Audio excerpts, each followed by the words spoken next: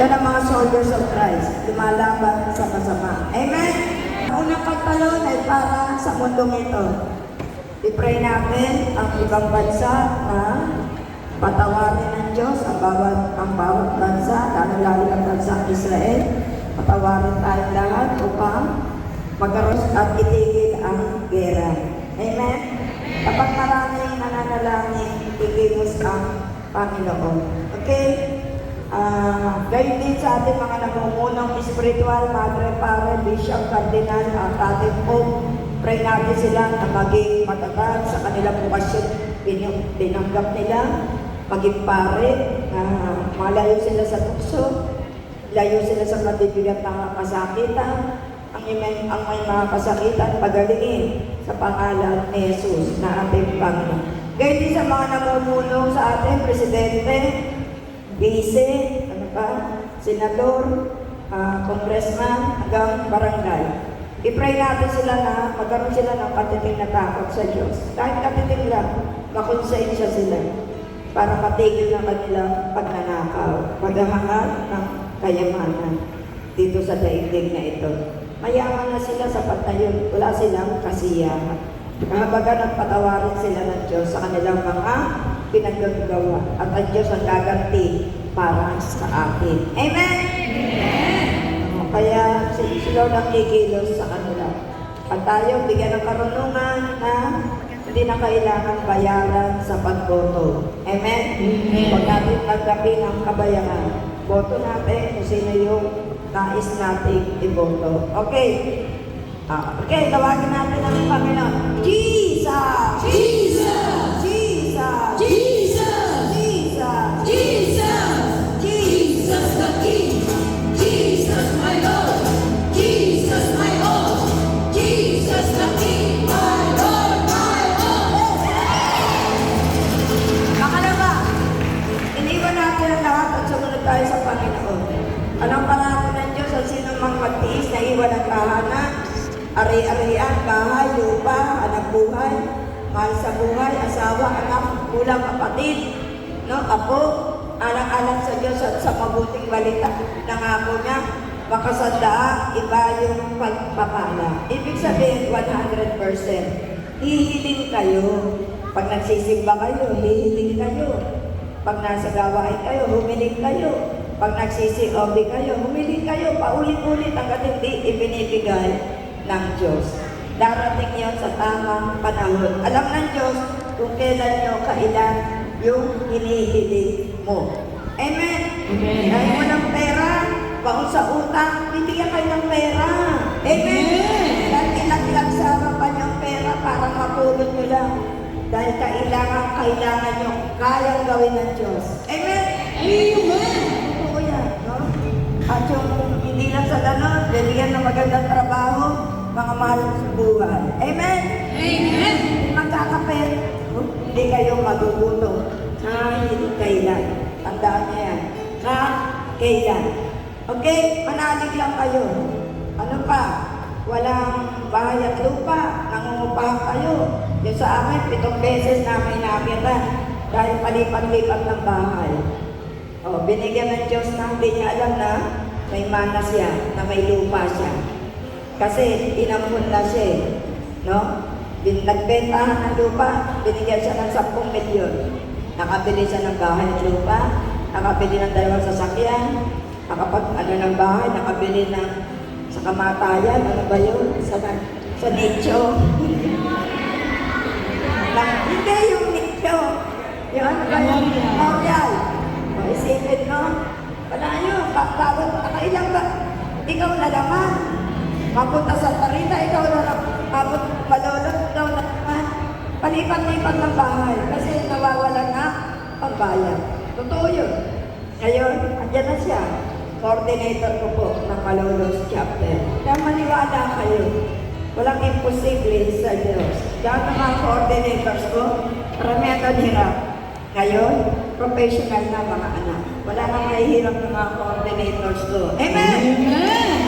Sumunod lang yun sa Diyos. Hanggang ngayon, ilang taon silang kasama ko sa paglilingkod sa Panginoon. No? Dahil walang, bahay, lupa, sasakyan, Bibigyan kayo ng Diyos ng sasakyan para yung malalayo. Makaroon kayo ng sama-sama pamasahe. Amen! Meron bibigyan sa inyo. Wala imposible. Lahat na na SOC, may sasakyan niya. Sabi nga ng paliwag ko sa ano ko, sa ano katawag ko, balai ko. Dahil yung anak niya, asawa ng anak ko. Sabi niya, Sister Celia, sabi ng driver, saka yung konduktor, hindi na kami nag-aabang sa kanto eh. Kasi konti na lang ang sumasakay. Kaya doon na lang kami sa terminal ng SM. Kasi lahat may sasakyan ng SOC. Dati inaabangan namin, bus kami. Eh wala na sumasakay, may mga sarili na sasakyan. Pag sila nagtaka, kaya doon na lang kami sa terminal, nag-aabang. Diba? Ibig sabihin, may nakikita sila magandang nangyayari sa buhay ng mga soldiers of Christ. Amen! Ang panganatin ang Diyos. Bibigyan kayo ng sasakyan. Eh si Sister Rina niya, gusto niya 4 na gulong agad. Eh, ang binigay, ano ba yung tawag ko? Karito. 4 na gulong. Kung ano ibigay sa'yo, hihingi mo lang sasakyan. No? I-upgrade niya yun. Amen? Binigay, hindi mo 4 na gulong agad eh. Binigay sa kanya, kariton. Magpasalamat ka. Tinitingnan lang ng Diyos kung matutuwa ka o magdaramdam sa Kanya. Amen! Lahat ng bagay, may ano ang Diyos sa atin. Kaya huwag kang malungkot. Walang anak, bibigyan kayo ng anak. Amen! Sa atin, 20 taon, 13 taon, hindi nag-aanak. Yung mga may sakit niya mga sa lalaki na hindi makabuntis. 2 yung mag-asawa, hindi makabuntis. Nagpapatingin ka sa doktor, hindi rin mabuntis-buntis yung asawa. Sabi, pumunta kayo sa SOC. Umatid lang kayo. Nang umatid, nagpuri, 2 tao, 2 pares, may anak na. Yung 2 years na yung bata. Parang mga natin ang Diyos. Tingnan nyo? May nagturo lang, punta na kayo sa SOC. Nagdodoktor kayo, hindi mag-anak. Gumagastos pa. O yung walang asawa, yung mga bata, huwag mo na kayo mag-asawa. Anak ko, hindi yung masarap buhay may asawa. Gusto mo may babatok na sa'yo at may sisipa pa sa'yo. Paghintay kayo ng tamang panahon. Pagpakasaya kayo sa buhay dalagang binata. Mag-aral, magtrabaho. Pag nasa edad na kayo, saka kayo mag-asawa, kaya nyo nang lumaban ng suntukan. Diba, sister? Eh, pag bata ka, batok-batukan ka lang eh. Eh, pag may trabaho ka na, hindi ka na niya masasakang. Amen! Yan ang buhay may asawa. Eh, hindi ko totoo yung sinasabi ko, tinatakot ko yung mga yan. Kasawa, mga tapos na. Kasi alam nila ang buhay may asawa sa buhay namin. Kaya takot din silang mag-asawa. Amen! No, kaya sunod lang kayo sa Diyos. Okay?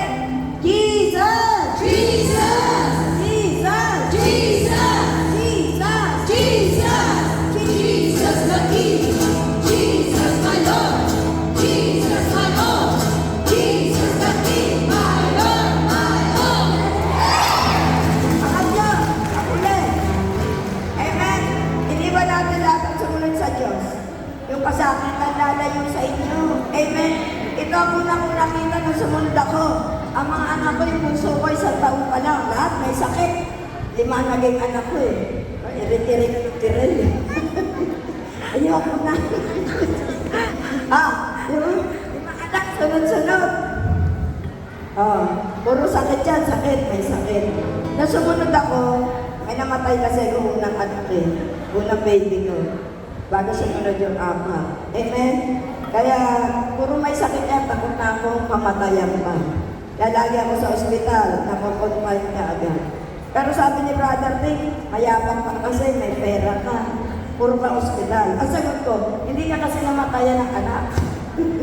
Ganun ang sagot ko sa kanya. Hindi mo naranasan mamatayan ng anak. Kaya iisa lang ang anak mo. Ako takot na. Kapag nagkakasakit, ospital ka agad. At nakukonfine mo kami. Lahat ng 4 na anak na yan, nakonfine sa ospital. Eh, no sabi niya, wala na akong panggastos. Siyempre, aasa ka na lang sa Diyos. Nang sumunod ako, nawala yung sakit. Yung pala. No, kaya yung pala ang solusyon. Kahit may anak kang maliliit, sumunod ka sa Diyos.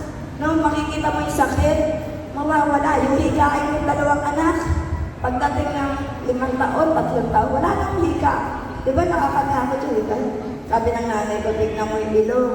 Pag gumaganyan na, bumubo ka, pneumonia na yan. 24 hours lang ang pneumonia, mamamatay ang bata. Kaya aral ako doon.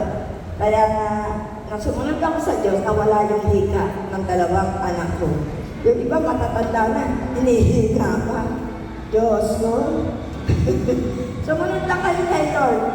Tinitiyak ko sa inyo, tapat ha. Hindi sumusunod lang eh. Hindi tapat. At mababago ang buhay niyo. Amen? Amen. Kaya yung mga pumupunta sa atin bago, cancer. Ano pa, mabibigyan na sakit ang dala-dala. No? Yung nagpunta doon ngayon sa Ligan City, yung mama, may cancer. Ay, di ba? Nakita niyo ng Friday, nakahiga. For dialysis. Ngayon na sila papasok sa Panginoon. No, kaya kung sila magbabago, sinabi ako, mag-confession, unang-una, no? Maaaring pagalamin sila ng Diyos. Nasa Diyos ang pagpapasya. Amen. Pagagaling sila. Ngayon yung tayo, high blood, ano pa, diabetes, natural na yun, huwag matakot. Unahin nyo lang ang Diyos. Pangalawa, doktor, inumin ang maintenance, mahaba pa buhay niyo. Huwag kayong mag-alala. Amen. Okay, Jesus! Jesus!